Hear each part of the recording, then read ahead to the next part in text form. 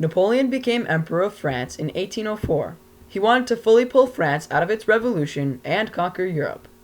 Before becoming ruler, in 1802 the government of France signed a peace treaty with Britain. Napoleon did this because he thought the country needed a pause from war. But in 1803 it was quickly broken, and Napoleon began his attacks across Europe. Napoleon soon invaded all of Europe. From 1805 to 1807 there were many major battles, including battles at Ulm, Austerlitz, Jena, and Eylau. The French armies were fighting against a major alliance of armies from many nations, including Britain, Russia, Sweden, Prussia, Portugal, and Austria. The opposing countries lost in all of these major battles, and quickly lost major territory in Europe. The country of Prussia was quickly taken over by France in 1806. This can be attributed to Prussia not having support of the war from their citizens. Another country that was defeated around the same time was Austria, which was already ravaged from the previous wars at the time. Their army stood no chance to fight France. After taking much of Central Europe, Napoleon sent his troops north, into Finland. There, he succeeded, and eventually signed peace agreements with Sweden, who was forced to ally with France under their agreements. Amidst all these losses was Great Britain. The island state was heavily defended with its strong navy, which impeded invasion. Napoleon tried to defeat Britain instead by putting trade embargoes on England.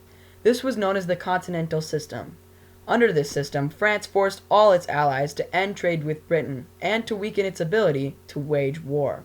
However, this failed because Britain was able to expand its trade worldwide in areas like the Middle East and the Americas. Napoleon still tried to make this work throughout his lands, that he called the Grand Empire. His lands by 1812 were divided into three parts. The first was the French Empire, which was centered on the main borders of France. Next was the Dependent States, which were smaller kingdoms next to France that were ruled under France and directed by Napoleon's relatives.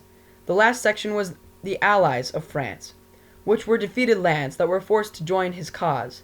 He forced each section of his empire to follow the trade embargoes on Britain. To expand on the continental system to defeat Britain, Napoleon knew he would have to capture the massive Russian Empire. He sent an army of about 600,000 men into Russia to get to Moscow.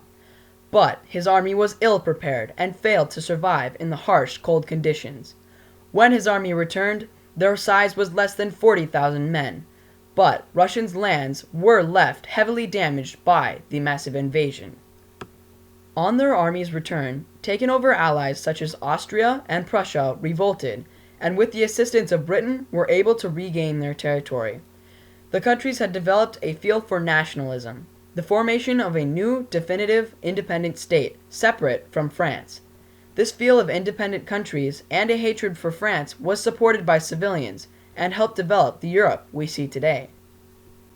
In the constant loss of battles came the major battle of Waterloo.